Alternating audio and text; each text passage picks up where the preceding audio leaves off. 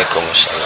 Ustaz, saya baca di buku 37 masalah populer, tidak semua yang tidak dilakukan Nabi itu bid'ah. Lantas contoh bid'ah berlaku yang sudah terjadi dalam sehari ini seperti apa? Jika tidak dilakukan Nabi, bid'ah. Inilah yang banyak menyesat-nyesatkan orang Islam. Jika tidak dilakukan Nabi, bid'ah. Pernah dilakukan Nabi? Pernah dilakukan Nabi? Pernah dilakukan Nabi? Maka saya ungkap di situ banyak sekali perbuatan yang tidak pernah dilakukan Nabi tapi dilakukan sahabat Nabi. Mana contohnya? Berzikir 1000 kali sebelum tidur malam. Siapa yang melakukannya? Abu Hurairah. Abu Hurairah sebelum tidur malam berzikir 1000 kali. Ngitungnya gimana? Alfu uqdah, disimpul tali 1000 simpul. Karena kalau pakai tangan cuma bisa 33. 33, 66, 99. Lebih daripada itu error. Maka pakai subhanallah, subhanallah, subhanallah 1000. Tunjukkan saya mana hadisnya. Apa pernah Nabi mengajarkan, hai orang beriman, sebelum tidur malam berzikirlah engkau 1000 kali. Kalau pakai kaidah tadi, kalau tidak dilakukan Nabi, bid'ah, berarti Abu Hurairah masuk neraka. Karena dia berani buat zikir 1000 kali sebelum tidur malam. 2. Imam Ahmad bin Ambal sholat malam 300 rakaat. Mana pernah dilakukan Nabi?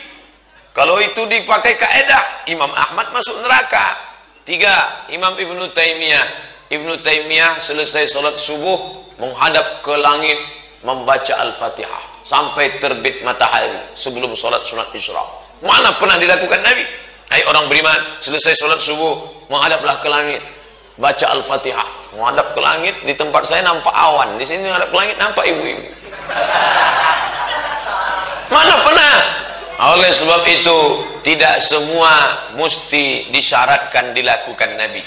Kalau ada dalilnya tidak bertentangan dengan sunnah, maka baik dilaksanakan. Muncul pertanyaan, kalau begitu yang bid'ah dolalah itu mana? Maka baca pembahasan bid'ah ditulis oleh Syekh Abdul Ilah Husain Al-Arfaj. Saya kutip dari buku dia, itulah yang saya nukil ke dalam buku 37. Kriteria bid'ah dolalah ada 9. Kalau ada salah satunya, maka dia masuk kriteria bid'ah dolalah. Melakukan amal tertentu pada hari tertentu dengan jumlah bilangan tertentu, mengharapkan dengan balasan tertentu, maka itu bid'ah dalalah. Kalau engkau membaca subhanallah 1000 kali pada hari Jumat, maka akan turun 1000 malaikat didampingi 1000 bidadari. Itu tak ada. Tapi selama ini ulama-ulama mengajarkan, dia hanya mengajarkan latihan zikir tahlil 1000 kali. Silakan, ya Rahman ya Rahim sekian kali, silakan. Maka ini perbuatan baik, tidak disebut bid'ah. Yang dalalah, mengambil turbah Karbala lalu diletakkan di tempat sujud. Ketika sujud ditempelkan kening, Allahu Akbar. Siapa yang tidak menempelkan ke situ maka tidak sah salatnya, batil, bid'ah dalalah.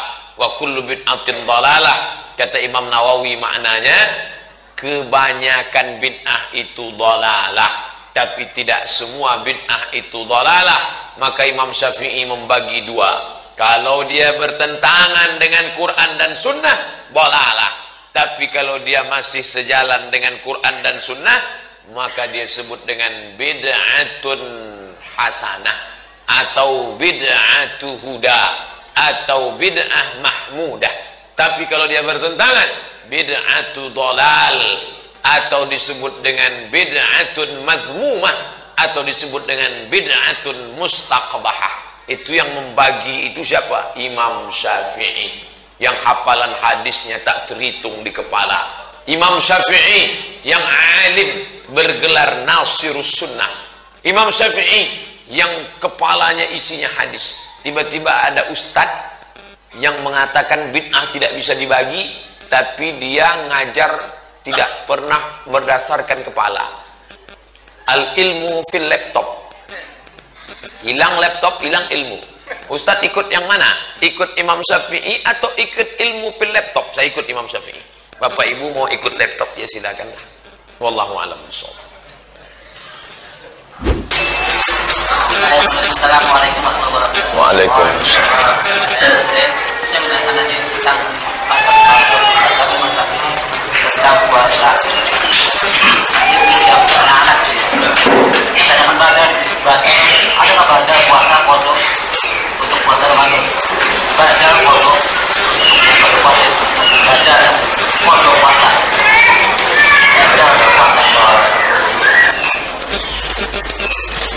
yang ada qadha saja. Siapa yang tak puasa maka dia qadha puasanya. Kalau dia tidak bisa qadha, dalilnya ya ayyuhalladzina amanu kutiba alaikumusyamu kama kutiba alal ladzina min qablikum la'allakum tattaqun. Ayyaman ma'dudat, harinya tertentu 29 sampai 30. Faman kana minkum maridan, siapa yang sakit, atau ala safarin, atau musafir, fa iddatun min ayyamin ukhar, ganti di hari yang lain, namanya qadha. Wa 'alal ladzina yutiqunahu, siapa yang tidak mampu karena sakit gak sembuh-sembuh atau karena sudah tua renta, fidyatun ta'amu miskin, maka bayar fidyah. Adapun ada badal terhadap qadha, maka badal terhadap qadha, seorang anak menggantikan qadha orang tuanya, itu dari hadis. Kata Imam An-Son'ani, nama kitabnya Subulus Salam, Syarah Bulughul Maram, man mata, siapa yang mati, wa alaihi siyamun, orang tuanya punya puasa, soma'an huwaliyuhu, si anak ini badal terhadap qadha orang tuanya. Badal mengganti qadha, mengganti terhadap pengganti. Nah, begitu terjemah. Wallahu a'lam. 4 mazhab sepakat. Dengan syarat meninggal dulu. Bapak-bapak meninggal. Kalau masih hidup nggak bisa. Ustaz, emak saya umurnya 80, boleh saya badalkan qadhanya? Nggak boleh. Setelah dia meninggal baru kita ganti.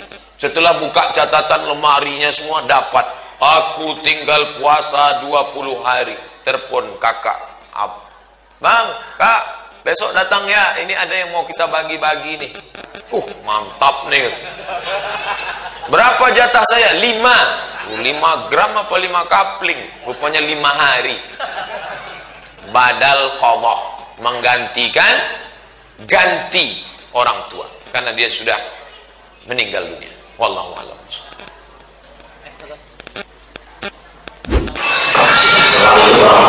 Waalaikumsalam. Masalah zakat, baik. Ya, disebutkan bahwa fakir miskin itu kan kurang dari 50% atau kurang dari 100% pendapatan dari kebutuhannya. Yang saya tanyakan adalah untuk kepastiannya, biar kita tahu bahwa yang kita kasih ini fakir atau miskin itu kira-kira untuk gaji itu seberapa? Apakah UMP atau seberapa? Yang pertama. Yang kedua, masalah akad. Apakah kalau kita mengasih zakat ke mustahik, apakah kita harus mohon kalau ini zakat saya, atau hanya mohon diterima, yang penting saya belum nantinya? Yang ketiga, mohon diperjelaskan masalah sabilillah, apakah termasuk ustaz-ustaz dan yang lain sebagainya itu masuk sabilillah atau tidak? Yang keempat, ustaz mohon untuk amil zakat yang ada di masjid atau mushola itu termasuk amil yang diakui oleh syarak atau hanya sebagai wakil dari pezakat. Terima kasih. Kalau saya lupa tolong ingatkan. Yang pertama tentang masalah fakir dan miskin. Seorang ibu yang suaminya meninggal, anaknya tidak ada, umurnya 70 tahun, tidak bisa bekerja, tak ada income sama sekali, fakir. Seorang ibu muda suaminya meninggal, anaknya sekolah, lalu dia buruh cuci, maka dia miskin karena ada income tapi tidak memenuhi kebutuhan pokoknya. Nah, standar miskin itu apa? Karena ada orang mengatakan siapa yang keperluannya tidak dicukupi oleh pendapatannya, maka dia miskin. Nanti orang kaya banyak ngaku miskin. Karena orang kaya yang bergaji 1 miliar itu ternyata kebutuhannya 2 miliar. Kalau begitu yang dijadikan pokok, maka ada tidak batasan dalam hadis, siapa yang berpendapatan 1 dinar, maka dia miskin. 1 dinar, tidak ada. Carilah dalam ayat, dalam hadis, tidak ada. Maka berlaku di sana urf. Dasar pengambilan hukum dalam Islam 10. Quran, hadis, ijma, qiyas, syar'u man qablana, qaulus sahabi, saddu zara'i, istihsan, istishab. Urf artinya kebiasaan kita. Agak-agaknya sewa rumah 500, makan pokok 500, keperluan hari-hari 500, 1.500.000, maka di bawah itu miskin, di atas itu cukup. Tapi standar Papua tidak bisa dibawa ke Pekanbaru. Makanya tidak ada, disitulah letak adilnya Allah. Seandainya dipatok Allah, siapa yang berpendapatan 1 dinar, maka dia miskin. Nanti orang yang di daerah terasing dia akan komplain, karena 1 dinar itu 4,25 gram, kalau dirupiahkan sekarang 2,5 juta. Siapa yang 2,5 juta miskin? Sementara di daerah lain yang terpencil jauh itu sudah cukup. Tapi di kota besar, makanya di sana mesti dimusyawarahkan urf namanya, tradisi. Menurut standar Jakarta berapalah itu? Maka tanyalah majelis ulama DKI, berapa mereka patok standar untuk miskin itu. Nanti itu dijadikan pegangan oleh pengurus masjid musola untuk meminimalisir konflik. Kalau enggak nanti dia datang ke masjid, kami kok enggak dapat, kami ini kan miskin. Tinggal bapak enggak perlu ngomong, tinggal tunjukkan, nih surat dari MUI, ente enggak miskin karena lebih dari. Kok tahu? Kami sudah data isi kantong ente di dalam. Nah, ini tentang masalah standar miskin menurut suatu daerah. Lalu kemudian yang kedua, masalah akad. Saya bayarkan zakat saya tahun ini tunai, saya terima. Itulah yang ada dalam ayat, wa shalli alaihim, doakan mereka ya Muhammad, inna salataka sakanul lahum, doamu untuk mereka menenangkan hati mereka. Barakallahu laka fima a'taita, semoga Allah memberikan berkah kepada engkau atas zakat yang sudah kau bayar. Itu dalil berakad dalam berzakat. Saya bayarkan zakat saya tahun ini, lalu kita doakan sebagai amil. Apa hukum berakad ini? Apakah rukun? Apakah syarat? Apakah wajib? Bukan rukun, bukan wajib, bukan syarat, tapi sunnah. Makanya di Malaysia orang bayar zakat tidak langsung bayar zakat pakai kartu gesek. Pakai kartu gesek mana ada akad? Mana pernah orang aku bayar zakatku lalu mesin tunjau, aku terima, aku terima, aku terima. Nah, ini, tapi niatnya tetap ada. Niat itu rukun. Kalau tidak ada niat tak diterima.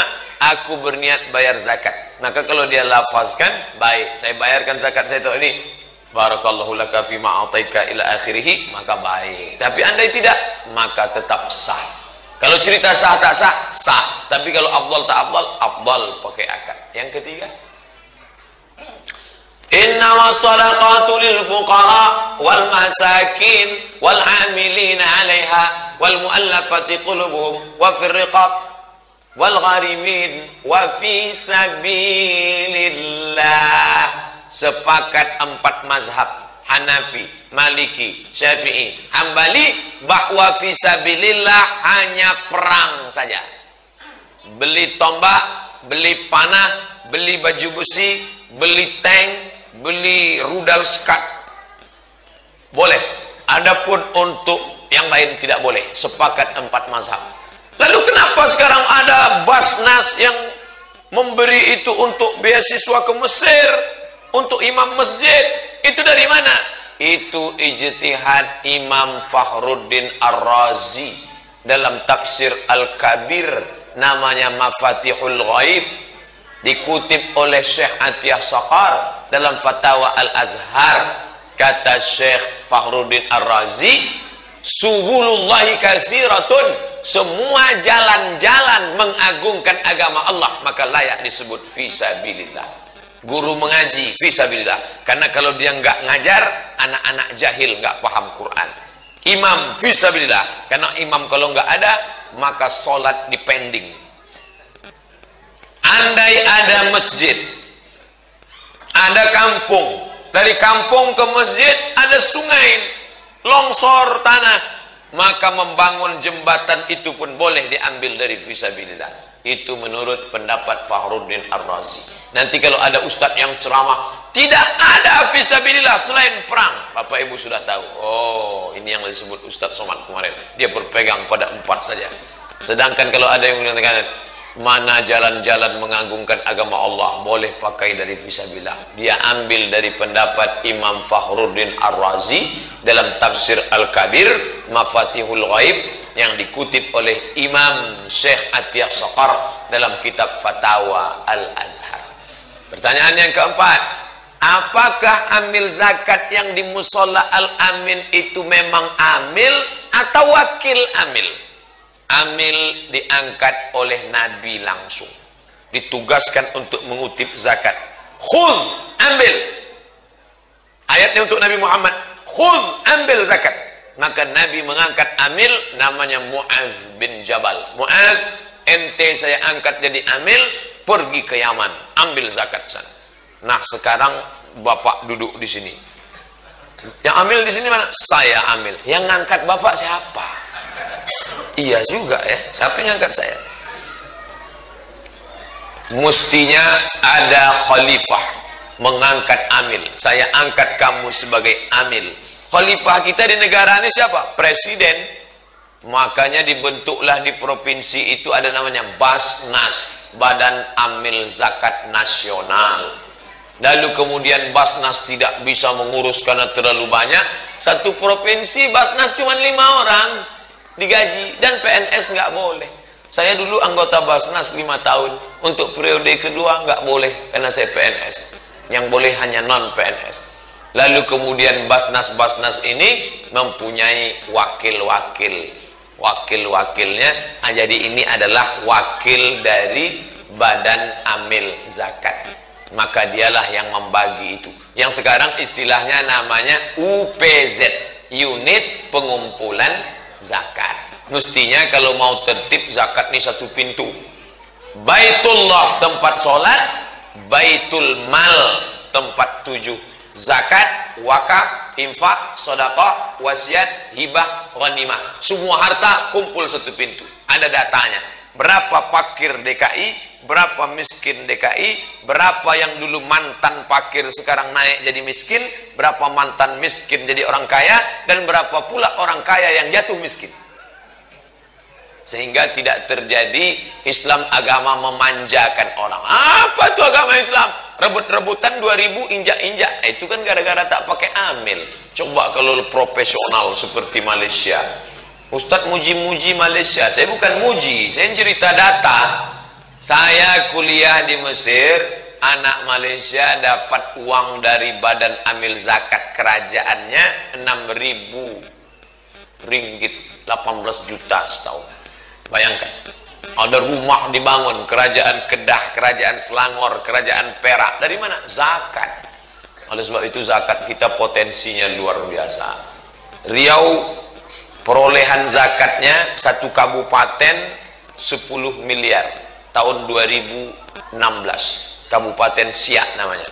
Itu mendapat zakat 10 miliar kabupaten. Dan itulah yang paling tinggi. Waktu saya ke Aceh ceramah, saya ceramah, kami dari Riau, zakat kami 10 miliar. Selesai acara pengajian, Bas Aceh Barat ngomong, Ustadz Somad, kami di sini 15 miliar. Saya itu tunduk. Rupanya Aceh Barat lebih besar. Aceh Barat, ibu kotanya Maulabo, 5 jam dari Banda Aceh, naik mobil melewati pantai Loknga. Di situ zakatnya luar biasa, 15 M satu tahun. Ini potensi zakat luar biasa. Itulah pentingnya pemimpin itu mesti muslim, biar supaya dia perhatian pada zakat. Ustadz kampanye ya? Enggak, pemimpin kan udah terpilih. Terima kasih.